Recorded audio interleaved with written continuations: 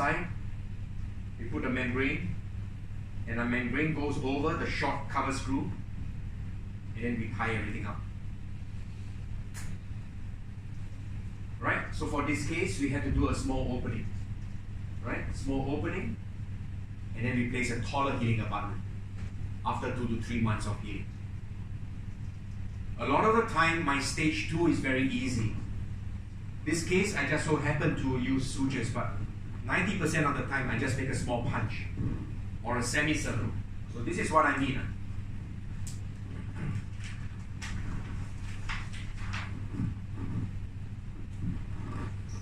So if you have the adjacent teeth here,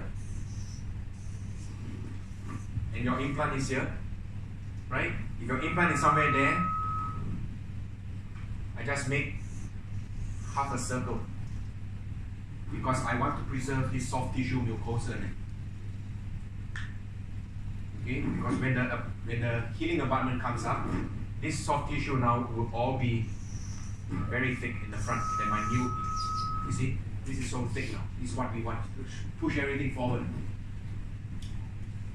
Actually, that's what I was trying to do. That's why I wanted to push, but I couldn't push so much, so I had to make some vertical incisions and push everything out. Okay? And then if you are going to be the restorative dentist, then you do your own provisionalization, you try to mold the tissue. So this is the prosthetic part. And this is how it looks like. Okay? So I'm going to show you a video of how it looks like. This is the BL implant, but the steps are still the same. This presentation demonstrates the correct handling of the Straumann dental implant system. It focuses on the Straumann bone level implant line. The Straumann dental implant system offers 5 implant lines with diverse body and neck designs, ranging from the tissue to the bone level implant. All implants can be inserted with one surgical kit and require very similar surgical procedures. Straumann bone level implants are suitable for trans or subgingival healing. The implant's rough surface extends to the top of the implant, and the connection is shifted inwards. These implants are available in 3 different diameters: 3.3 millimeters, featuring a narrow crossfit connection, 4.1 millimeters and 4.8 millimeters, both featuring a regular crossfit connection. Straumann bone level implants are also available in lengths of 8, 10, 12, and 14 millimeters. Preparation includes 2 main steps. First is basic implant bed preparation. This step involves ridge preparation and twist drilling. The second step is fine implant bed preparation. This includes profile drilling and tapping. After opening the gingiva, the basic implant bed preparation begins by carefully reducing and smoothing a narrow tapering ridge with a large... This is a very nice trick which I shared with you yesterday. Remember? Because a lot of times your ridge is not so flat. So it's very irregular, like a mountain. So sometimes I use not this drill. So my preference, because Professor Boozer taught me, he used a straight handpiece and he used a round burr. Okay? Like a denture burr, but it's a round one. Yeah, I use a tungsten carbide, or you can use a diamond burr, very fine diamond, okay, because it's very nice. And then you go inside and you just very lightly flatten the ridge. Because it's easy for your round one. It's very easy for your round one to go in when it's flat. But if your bone is very like a mountain, that round burr, keeps on slipping, is it? You understand what I'm saying? Okay? So this is just a personal trick. I wouldn't use this. I will use a straight handpiece with a slightly larger round burr, and then I just run it across over.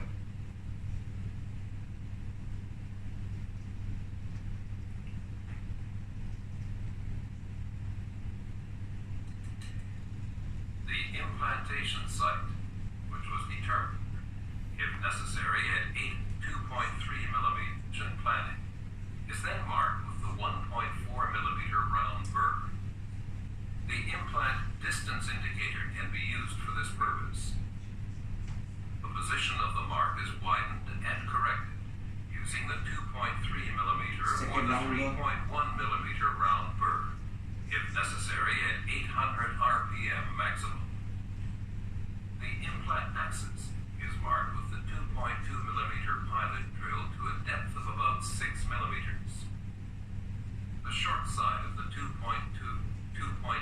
millimeter depth gauge is inserted with the distance indicator. You can use this or you use the original straight one. It doesn't have any difference.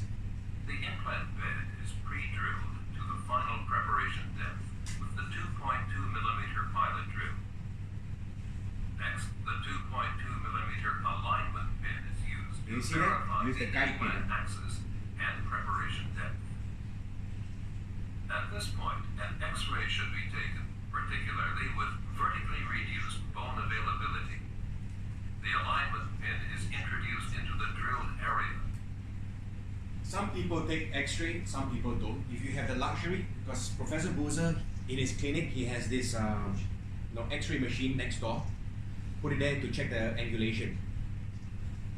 Okay, but to me it's not really necessary, but it's all up to you. Okay.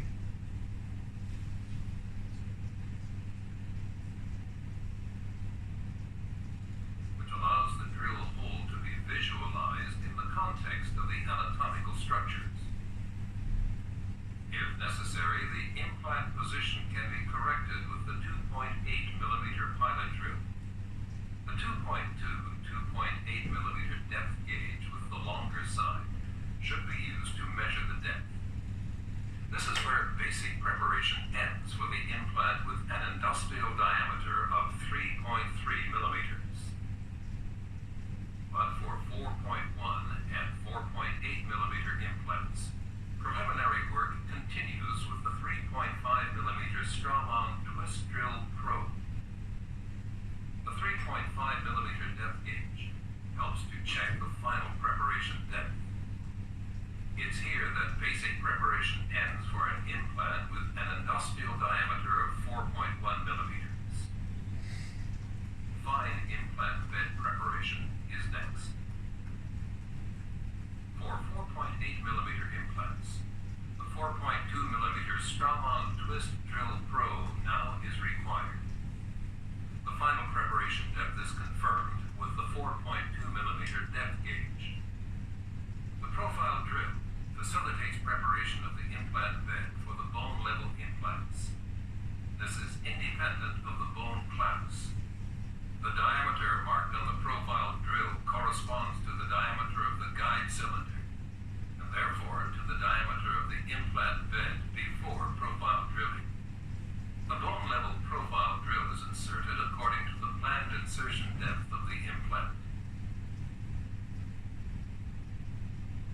Tapping is needed to prepare the implant bed for specific thread types. This is an optional step and provides the flexibility to adjust the surgical protocol to the bone class, and consequently, to achieve optimal primary stability. It is recommended in dense bone and with large diameter implants. Tapping should be used in the coronal area only, or to the full depth of the implant bed, depending on implant diameter and bone class. To prepare the ratchet for tapping, a ratchet adapter has to be connected to the tap for adapter. The standard tap is inserted into the cavity, and the ratchet is This is placed what you on do its manual. cover. So you use your finger The clockwise and then you arrow on clockwise. the knob indicates the direction of insertion. The thread is tapped with a slow, rotating movement. The direction of the ratchet is changed so that the arrow on the knob points counterclockwise. The holding key functions as a stabilizer to maintain the direction of tapping. For tapping with the handpiece, the tap for adapter is connected to the handpiece through the handpiece adapter. The entire length of the implant bed should be pre-tapped with the BLTE mark tap at 15 RPM maximum, and in accordance with the bone class and industrial diameter.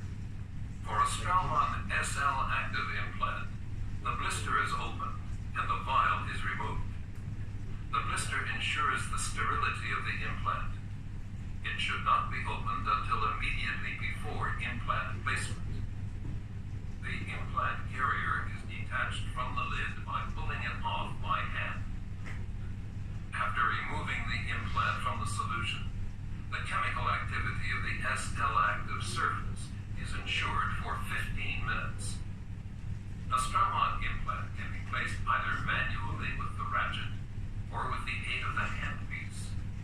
The implant carrier should be held at its closed end and the ratchet adapter pushed onto the transfer part until there's a click. The implant carrier is pulled slightly downward to remove the implant from the implant carrier. At the same time, the implant is lifted from the carrier with a slight twist. The implant is placed manually into the implant bed with the aid of the adapter. One option to place the implant is with the ratchet attached to the pivot of the stabilizing holding key. The clockwise arrow on the knob shows the direction of insertion.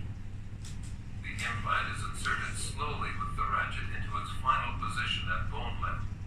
The dots on the transfer part for Straumann bone level implants represent a distance of 1 millimeter each.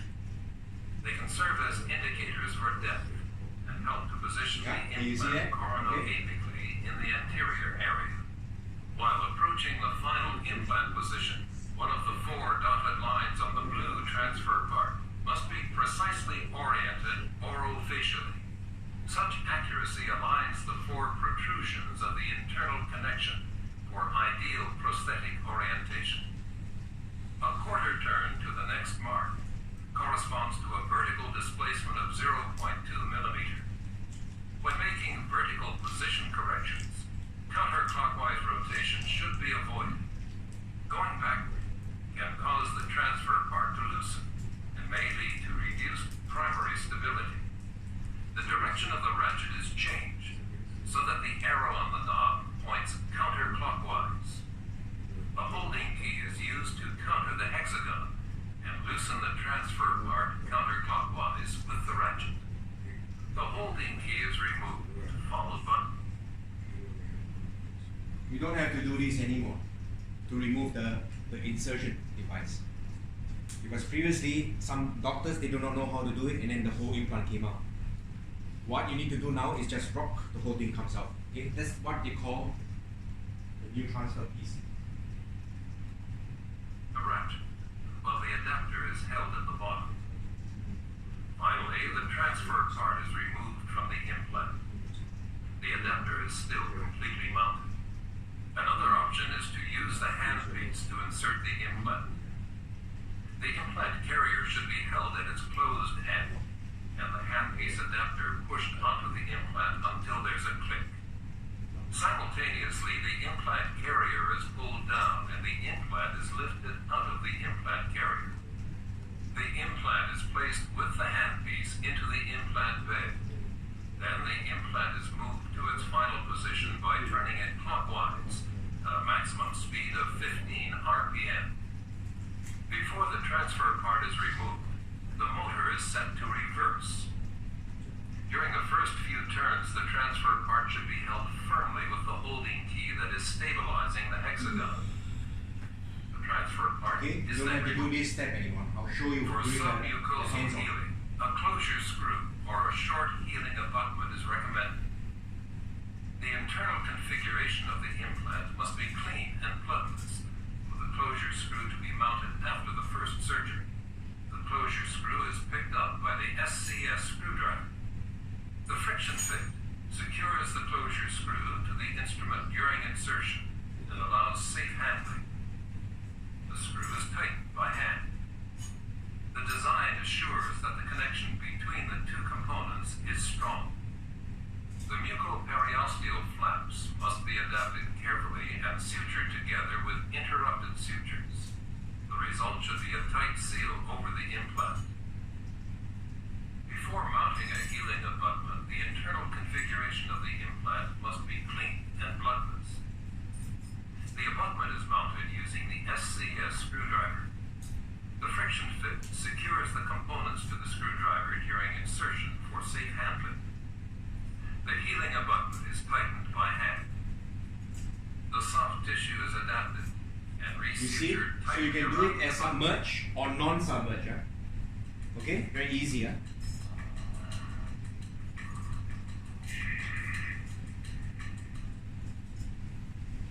So basically, the technique of implant preparation is all the same for all the implant systems, but the small little tricks here and there are specifically for whatever brand that you purchase. Like I said again, the reason why I chose the Straumann implant because they give me a lot of flexibility. Okay, but sometimes that disadvantage is that look at this kit. Okay, if you are first time doing an implant and you're like, what do I use? Really very, So as I said again, you start off with the round burr. Okay, you start off with a round burr, and once the round burr is done, you go down. You see that dotted arrow? You go down to the blue color. So you go down to the blue.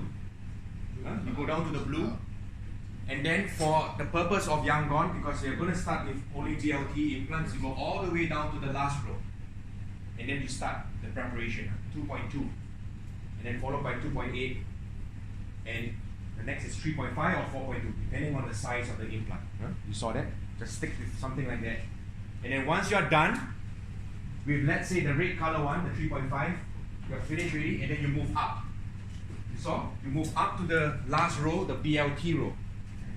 The BLT row has two drills that you want to finish everything up. One is the profile drill for the crest, and one is the bone tab. Okay? The bone tab, as I repeat again, the bone tab is very, very good for type 1, maybe type 2 bone. Okay? Because if it's completely 100% type 1, you want to tap all the way down. If it's a type 2 bone, maybe I tap up to 5-6 millimeters, for example. And if it's type 3, maybe I just tap up to 3 or 4 millimeters. Type 4, forget it. Okay? And once that is done, you have to think, does this case need GBR? If yes, then I want to put in a short healing abutment or a closer screw so that I can get a primary closure. If this case is so simple, a lot of bone, no GBR, then I want to put it as a tall healing abutment sticking out, like what they show. And then you suture, and then that's it. Right? Sounds simple, huh? You have to follow the step and step by step. And you know what's the good thing now with the internet? You can find all this on YouTube. Because previously when I first started school, maybe the three of us, when I went to school in the States, I couldn't even book my hotel by email. I had to call them and fax them, right? That was the last time. Yeah. No internet, nothing at all. We look at the phone book, we call, and then we send a fax. I want to make a booking. That's how I first started. Now with all internet, you have YouTube, everything's all there. You can actually, or the online academy. Perfect. Huh? Any questions at all before we take a very short break? Because after the break, I want to end the session before the hands-on by telling you how to take care of your implants, right? Right? You have to do that because not many people tell you. They all want to sell you the implants, put it in, and then that's it. Bye-bye. Yes, you have a question for me. Within the color-coded drills, one is short and one is long. Is it like they're the same? They are basically the same drills. If you look at the kit, one is short, one is long. Okay? Because some people they have very short opening. Or let's say if you are dealing with a molar, 6 or a 7-second molar, the opening is so tight. Okay? And sometimes when you want to do in the front, and there's a lot of recession, and then your drill, the head of the, can't even go in, so you have to use the long one. So it's more about preference. And for the color red and the green, the BLT guide pin and the other guide pin is the same. Exactly.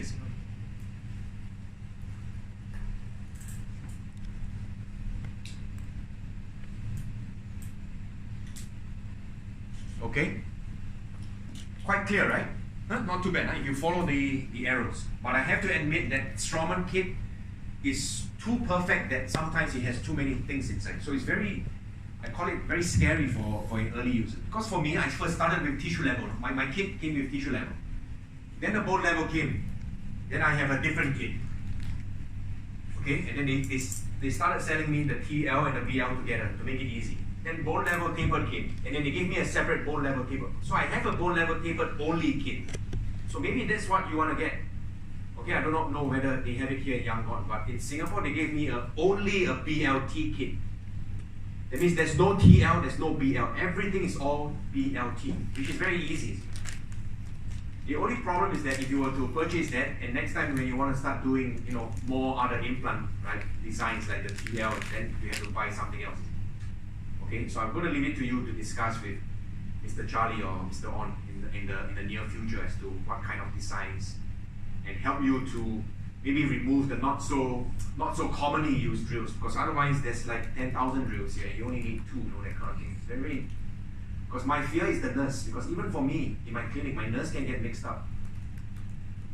Okay? And you as a surgeon, you have to check, you can't trust your nurse, because there was one day my nurse gave me a different drill and I just went in, I was like, this is not right, but I already prepared halfway. So it's just not good. Okay? Mr. On, do you have any comments about it? It was quite clear. Mr. On has been with Malaysia distributor. Now he's joined as a permanent staff of Straumann, but he comes with 15 years of experience, really. Because he and I, is just slightly younger than me. But he's so experienced.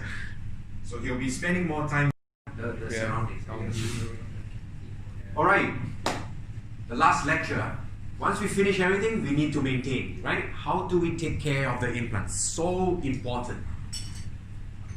We have different kinds of problems around implants. Implants are not easy, When you get problems around your implants, it's even more difficult to treat than your natural teeth. Peri-implantitis and periodontitis are not the same. Periodontitis, gum disease, root plain on it.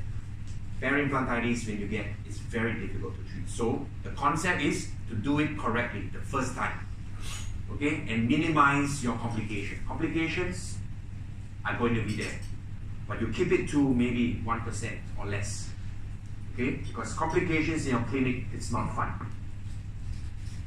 So I will end today talking about the possible complications, how do we manage them, and how to diagnose complications. In the implant literature, complications are basically divided into 4 categories. Okay, you have the biologic complication. Biologic means disease. You have surgical complication, meaning when you do the surgery, you hit the nerve, you hit the adjacent teeth, too much bleeding, post-op bleeding, not enough local anesthesia, numbness. These are surgical complications. Aesthetic complications, after you do the implant surgery, let's say you do immediate implant, like I told you yesterday, and then you get recession, aesthetic complication. The last one will be technical complication. You have the fractured ceramic, broken tooth, abutment break, implant fracture. These are mechanical and technical complication, okay? To make things very easy for you guys, okay, to make it very easy, I will only focus on disease, okay, because this is something very common. When we talk of complications in biologic complications in implant, you call it peri-implant disease. Just like gum disease, okay? Now, just like gum disease, you have 2 kinds, gingivitis and periodontitis. Around implants, you get the same thing too, okay? Before I do that, I want to talk to you what is the difference between natural teeth and gums around implants. Are they the same or are they different? Okay? I will talk to you about how do we diagnose and what is the cause of implant disease. Okay? And how do we manage them or prevent them. So we look at the dental anatomy of the natural teeth first. The natural teeth looks like that. You have the tooth. So this is the sulcus, right? You have the bone. Around natural teeth, you have a lot of gingival fibers. You have fibers from the crest of the bone to the tooth. You have fibers that goes round. So a lot of soft tissue fibers. That's why the gingiva is very tight when the tooth is healthy. Biologic width around teeth, okay, basically consists of your epithelium, okay, long junction epithelium and your connective tissue, okay. So this is the average measurement. It's about 1 millimeter plus 1 millimeter around teeth. This is teeth. What about implants? Do we have the same biologic width? Do we have the same soft tissue fibers? Okay, the fibers around natural teeth, like I said again, is what we call dental gingival fibers, the fibers here from the bone, from the circular fibers. What's happening? Can we get some help? Okay. Maybe I talk too much. Okay. End in half an hour, 30 minutes. Around implant, the fibers are different. You only have circular fibers and some bone to implant fibers. That's all. The fibers, the collagen fibers are very weak. The collagen fibers are very weak. What does this mean in clinical practice? This means that when you use the Peri probe around natural teeth, it's very firm. Around implants, because you have less fibers, if you push the probe in, you go all the way in, okay? Because the fibers are less thick. Okay?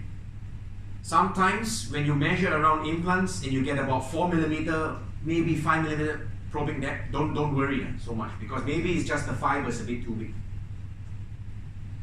Okay? So sometimes probing around implant is a little bit deeper than natural teeth. Okay?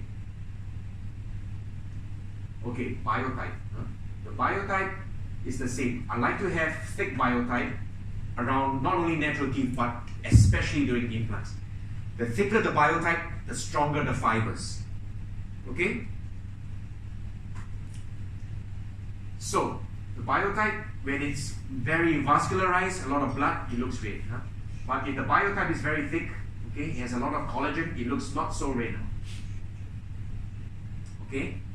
If I have thick biotype, or the biotype is very keratinized, okay, the advantage is that there's less inflammation, there's less recession and bone loss. So if the patient were to brush very hard, if the dentist were to do a lot of prosthetic impression, you know, putting the abutment, change abutment in and out, then it's good because the biotype is thick. Okay? Biologic width around implant. Like I said again, when you put an implant inside and you put a cover screw and you close, you don't see any bone loss because there's no micro gap. But once you do stage 2, everything opens, you see, that's the problem. So the biologic width will happen around implant also. That's the reason why I always tell you the biologic width around implant is also about 2, but you have to be very careful. It's about 1.5 millimeter go around. So you have to be very careful. Not too close to the buccal wall, not too close to the adjacent teeth. Because otherwise, your adjacent teeth, you will lose interproximal bone.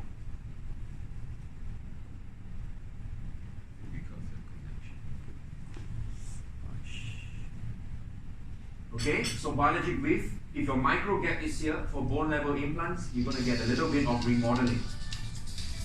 Slight bone loss. Okay, now this is what I want you to do. When you place the implant, on the day you issue the crown, the job of the dentist is to get the Peri probe and check what is your normal pocket depth. Because that pocket depth is the true pocket depth. Because if you put your implant too deep, your normal pocket depth on day 1 is already 5, means it's going to be 5. You understand what I'm saying? If your pocket is at 3 millimeters, it's going to be 3 for healthy.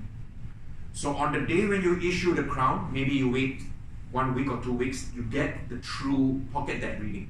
And then you write it in your notes. This patient, everybody has a different biologic width, different pocket depth. So that implant is 4 millimeters, normal implant is 4 millimeters. 2 years down the road, if it becomes 4, you don't panic, right? Because 4 in gum disease, 4 is inflammation rate, right? But for implant, maybe it's not. Okay? So on the day when you finish your crown, you take a baseline pocket depth and a radiographic x-ray. That will be your day one. Okay?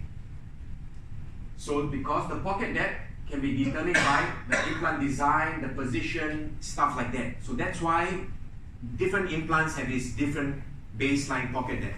You have to find out. When we talk about disease, disease like gum disease and implant disease is because the bacteria is more than an immune system. Okay? Our mouth has 600 species of bacteria, you and me. Okay? Maybe he more than mine. But all of us, we have bacteria in the mouth, good bacteria and bad bacteria. It's because we are healthy, the immune system can prevent. Okay? That's the thing. Now, the problem about disease is that the bacteria gets too much. And then the patient immune system gets too weak. What do you mean by too weak? Smoking, diabetes, not feeling well, flu, fever, stress. Stress is very important. Stuff like that. The disease, like I said again, is implant mucositis or gingivitis, something like that, only at the top, or implantitis. Just like periodontitis, you lose bone. Okay? Now, the disease, inflammation is good. I told you that inflammation has two uses. One is good because it helps to eliminate these white blood cells, plasma cells, lymphocytes. Okay? But it also destroys the bone and the soft tissue. So it's good and no good. You can't have inflammation too long. During inflammation, you see a lot of edema. The English word is swelling. Erythema is red. Okay, so swelling and redness and bleeding on probing. Okay, what you do not want is too much pus, because once you have pus, it means that the bacteria is getting more and more. So for us as dentists, when we do implants, and we check our own implants also, but also we check other people's implants, right? Some patients, they come to you, doc, I have a problem, but the implant was done by someone else. Can you help me? So you check redness, swelling, oral hygiene. These are the basic. You take an x-ray, okay? Now, if it's done by someone else, you do not know what's the baseline pocket depth, right? That one we don't know. So we talk about the mucositis or the gingivitis first. What is the definition? Definition is, you take an x-ray, no bone loss. Okay? It must be very strict, no bone loss. Sometimes when you probe a little bit, it bleeds. Sometimes you get a little bit of pus, redness, swelling, a bit of pain. You take the x-ray, oh, good, no bone loss, luckily. So it's like gingivitis. Very easy. What you do is like, you do good hygiene and control. This is the lady with the lucky tooth, already 10 years, it looks like that. But sometimes on the 8th year, she got a bit of a hygiene problem, you see, we lost a little bit of papilla, because she got inflammation, but no change in the bone level. So her problem is just basic hygiene at the mucositis level. But the problem is, this mucositis can become implantitis. So you have to be very careful. The good thing about mucositis, just like gingivitis, is reversible. So you clean, it goes away. Implant mucositis, basically what you want to do is remove the biofilm, the bacteria, that's all. So you just do scaling, irrigation with saline. Okay, some people will use laser, but not necessary. Cotton pellet with saline, clean around it. You use special instruments. I will talk to you about it. Special instruments.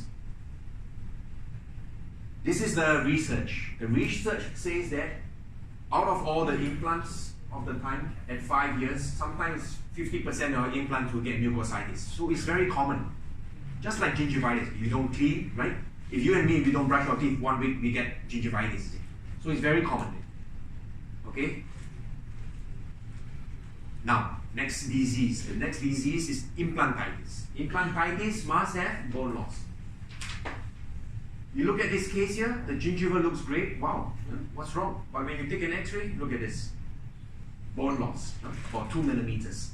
This is my patient. Okay? So often there's more bleeding. More bleeding, the bleeding is more. Sometimes you get suppuration. A lot of the time, the patient doesn't complain of pain. A lot of the time in implant problem, in implant disease, the patient doesn't complain pain. So no pain means that, the patient, you have any problem? No problem. Okay, bye-bye. Charge $50 and then you go home. No. We have to check it.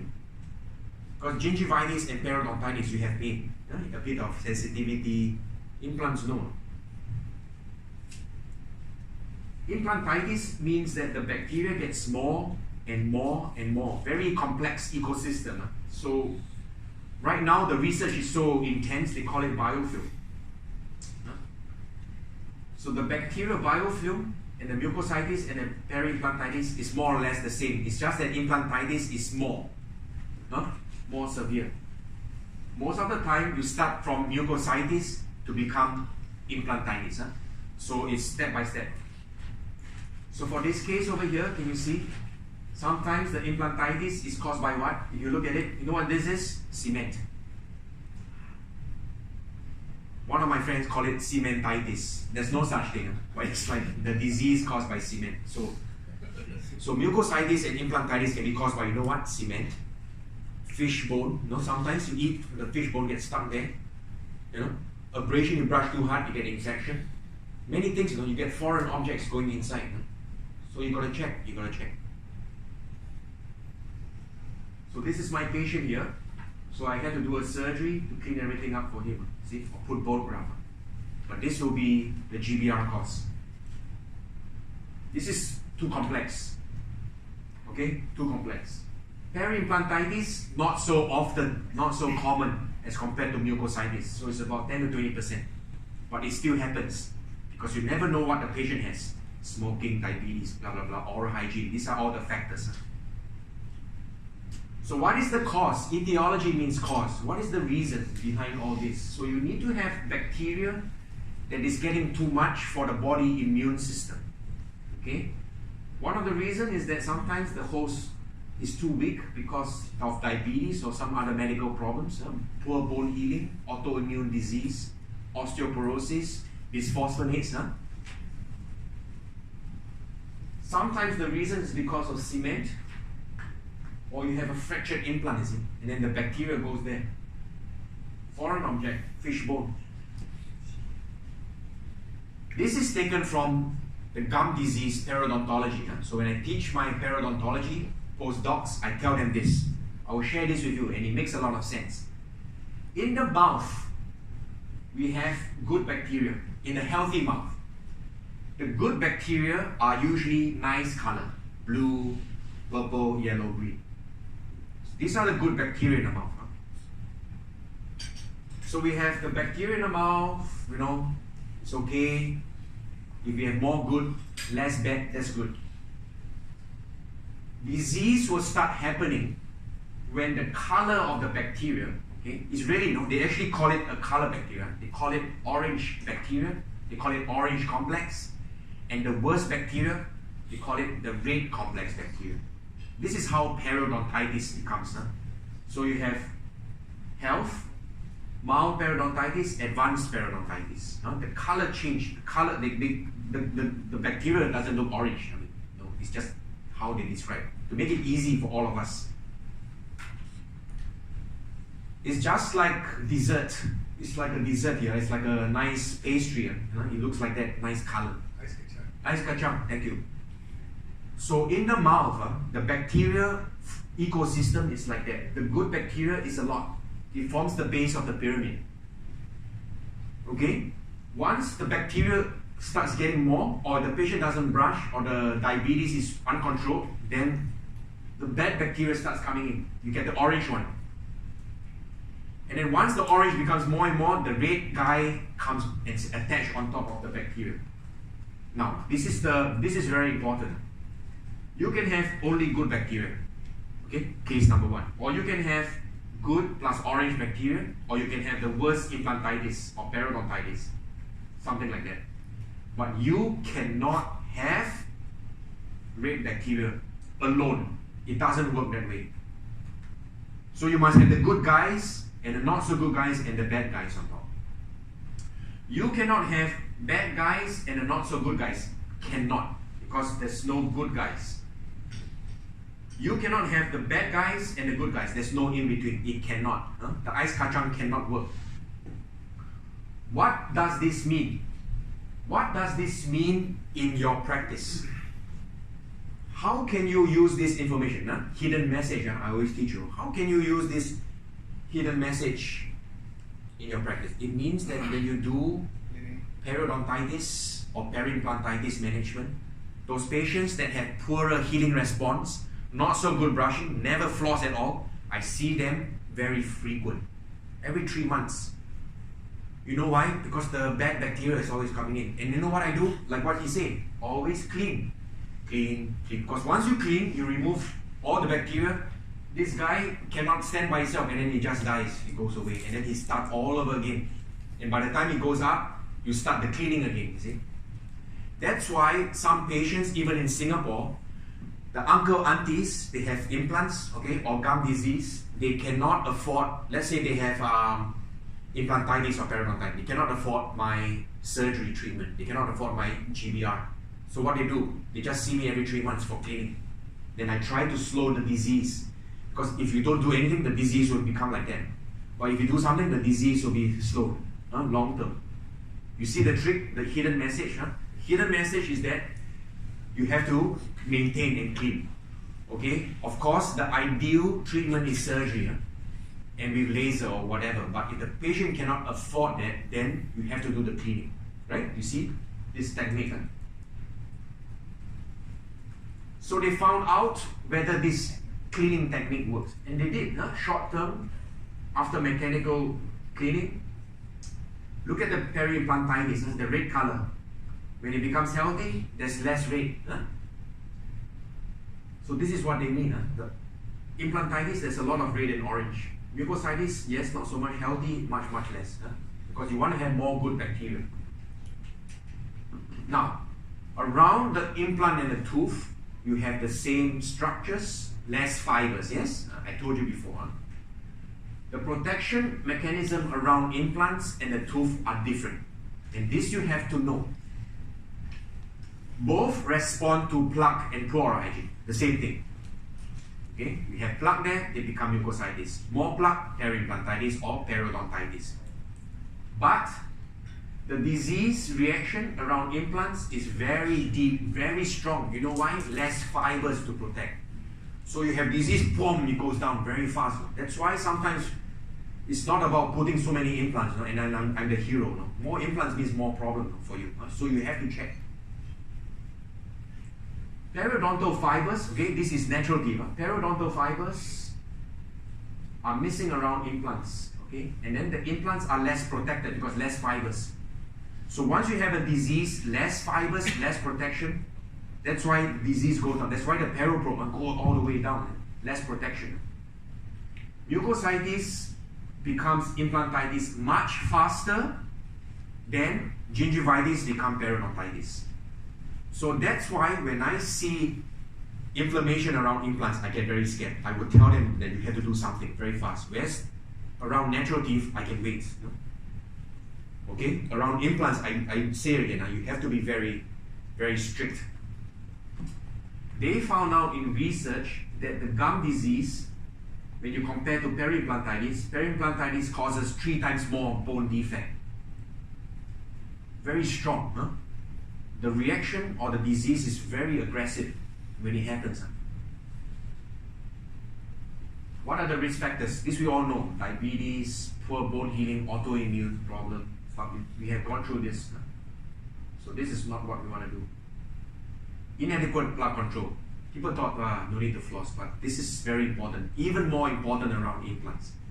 That is why sometimes as doctors, as dentists, when you choose your patient, you got to make sure that they clean very well before you start. Okay?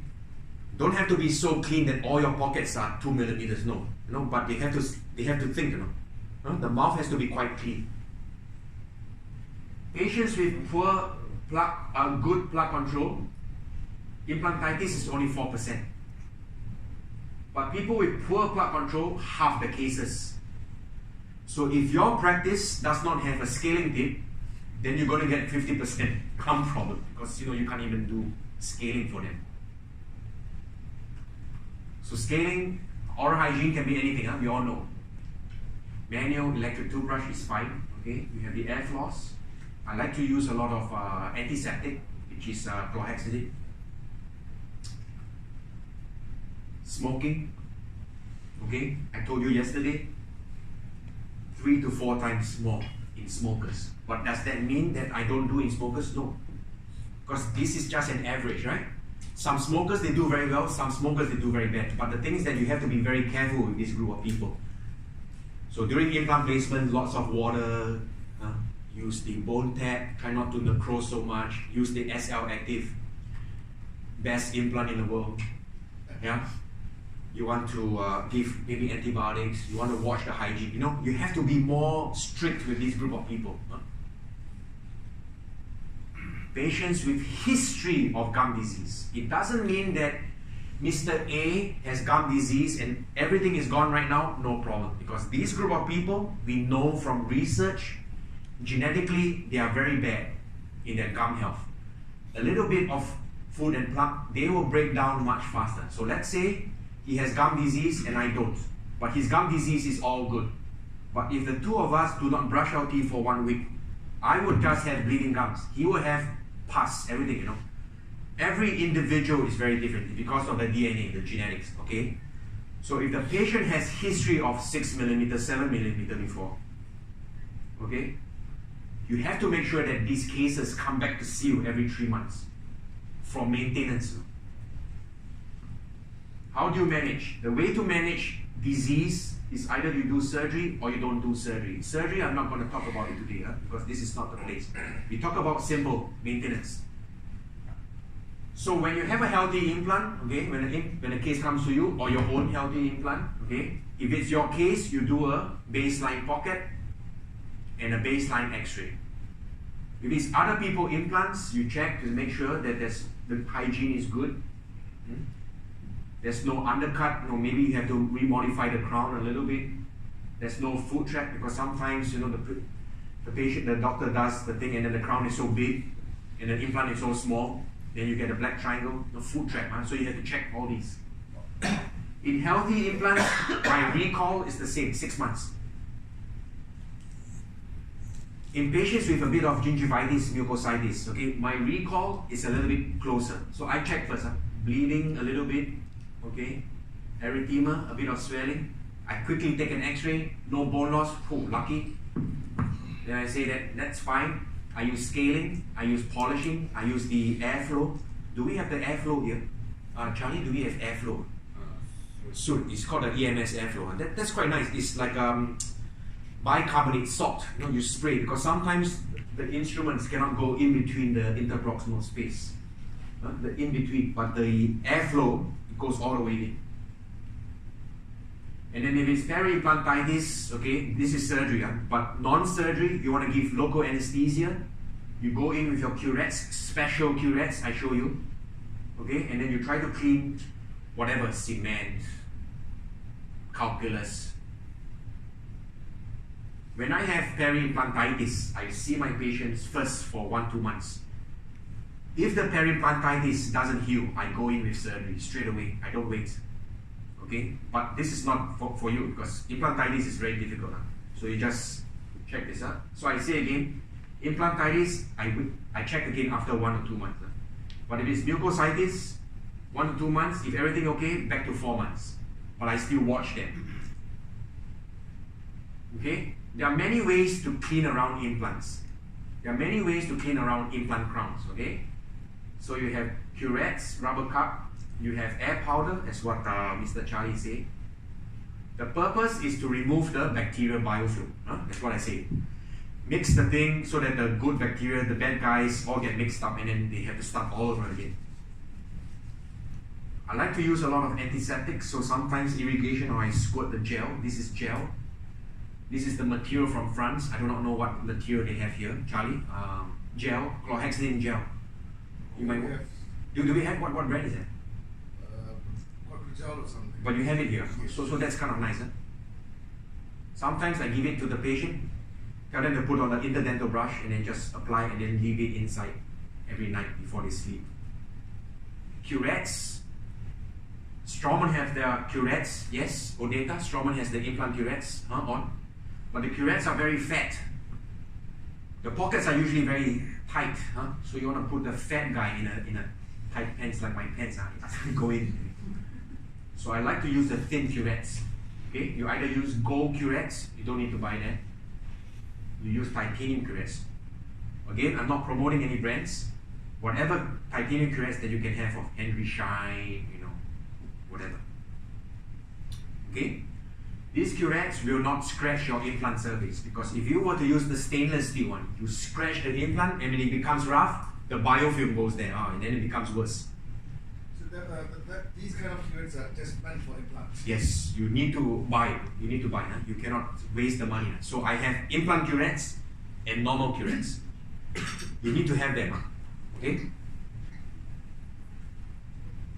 The EMS that Mr. Charlie talked about is the piezo machine. Oh, fantastic. Because I've seen a lot of my own cases and other people's cases, the implantitis. So sometimes I use this.